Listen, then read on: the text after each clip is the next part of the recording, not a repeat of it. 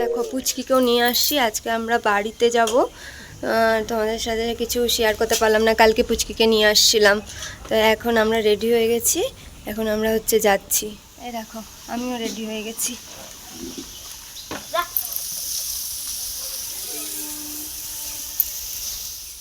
Good morning বন্ধুরা, তোমরা সবাই কেমন আছো? আশা করি ভালো আছো, সুস্থ আছো। তোমাদের আশীর্বাদে আমরাও খুব ভালো আছি। আর এখন আমরা বাড়িতে যাওয়ার জন্য রওনা দিলাম।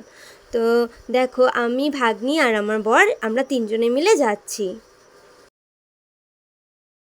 তো রোজকার মতন, রোজকার বলতে আমরা যখনই বাড়িতে যাই তখনই আমরা রেলগেট পাবো। এদিক দিয়ে যাওয়ার সময় দাঁড়াতেই হবে, এটা একদম মানে হয়েই গেছে, বাধ্যতামূলকই বলতে পারো। সব সময় যখনই আমরা এদিক দিয়ে যাই তখনই রেলগেট আমাদের ট্রেন যাওয়ার জন্য দাঁড়াতে হবে। তো সেই আজকেও তাই হলো, কিছুক্ষণ দাঁড়ালাম, তারপরে এখন ট্রেন চলে গেল। এবার আমরা রওনা দিলাম, এবার আমরা মেন রাস্তায় উঠে পড়েছি। তো আজকে আমরা বাড়ি যাচ্ছি। আমার বাড়ি কোথায় সবাই তো জানোই, আমার বাড়ি হচ্ছে ময়নাগুড়িতে। তো আজকে আমরা একটু বাড়িতে সবাই মিলে একটু আনন্দ করার জন্য যাচ্ছি, বাবা বলেছিল যেতে, তাই যাচ্ছি। তো ওই দিক থেকে দিদি আর জামাইবাবুও আসবে, কিন্তু ওরা বাসে আসবে। তো আমরা এখন অনেকটাই পৌঁছে গেছি, তোমাদের সাথে সব কিছু শেয়ার করলাম না। তো এটা হচ্ছে তিস্তা ব্রিজ। তো আমরা এখন তিস্তা ব্রিজ পার করলাম, আর তারপরে আমরা ময়নাগুড়িতে ঢুকেও পড়েছি, তোমাদের কিছু দেখায়নি।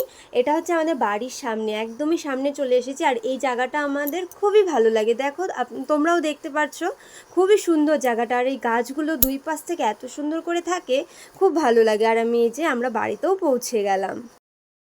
এই বাড়িতে পৌঁছে গেছি, আর বাইরেই দেখতে পেলাম, প্রথমে বাবার সাথে দেখা হয়ে গেল, এখন দেখছি সবাই বাইরেই আছে। তো এই যে আমার ভাগনা দৌড়ে ওইদিকে চলে গেল, আর এখানে আমার মা আর আমার বোন দাঁড়িয়েছিল। তো এই যে আসার সাথে সাথে ভাগ্নিকে বোন আদর করছে। আমরা তো পৌঁছে গেলাম, আর দিদিরাও বাসে উঠে পড়েছে, ওরাও আর কিছুক্ষণের মধ্যে চলে আসবে। আর কথা মতন দিদি আর জামাইবাবু ওরাও চলে এসেছে। আর আমরা তো একটু আগেই এসেছিলাম, তাই আমি এখন মাকে একটু, মা আলুর তরকারি বানাবে, লুচি বানানো হবে, তাই আমি একটু আলুর তরকারি কেটে দিচ্ছিলাম। এই যে চলে আসছে বাড়ির জামাই, বড় জামাই বইলা কথা, চা খাইতেছে। আরো কি কি খাইছে সব খাওয়া শেষ হয়ে গেছে, আমি একটু লেট হয়ে গেল। আর এই যে ফোন নিয়ে বসছে, এত ফোন তো, তাই বলতেছে সব বিক্রি করে দিবে। আর এই যে একজন, আর আমার হচ্ছে এই যে একজন কাজ করে পাগল হয়ে যাচ্ছে, যেটাকে মনে হচ্ছে আমি বলে এই যে একজন চলে আসছে, খাচ্ছে। কি খাচ্ছিস?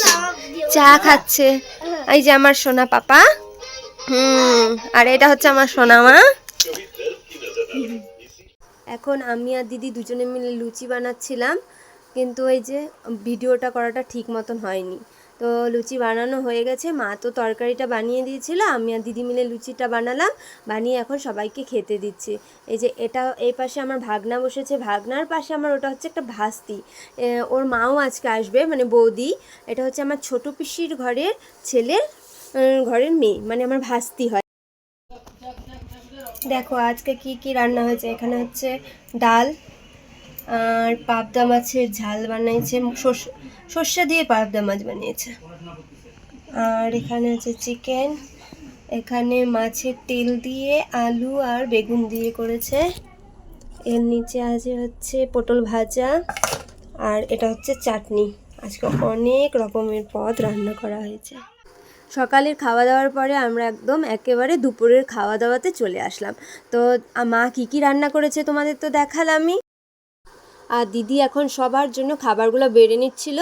আর এদিকে আমরা সবাই মিলে খুব মজা করছিলাম, ভাগনা, ভাগ্নি, ভাস্তি, বৌদি সবাই মিলে আজকে খুব মজা করছিলাম। তো এখন দিদি সব কিছু আলাদা আলাদা করে বাটিতে বেড়ে নিচ্ছে, তারপরে সবাইকে দিয়ে দিবে। তো সব বাড়া হয়ে গেছে, দিদি প্রথমে বাচ্চাদেরকে এদিকে দিয়ে দিচ্ছে। কি দিয়ে খাচ্ছ জাম্বুরা? ডাল ভাত। ডাল ভাত খাও। তো এখন সবার খাওয়া দাওয়া হয়ে গেছে, এখন আমরা তিনজনে বসে পড়েছি, আমার বোন আবার জামাইবাবুদের সাথে খেয়ে নিয়েছে।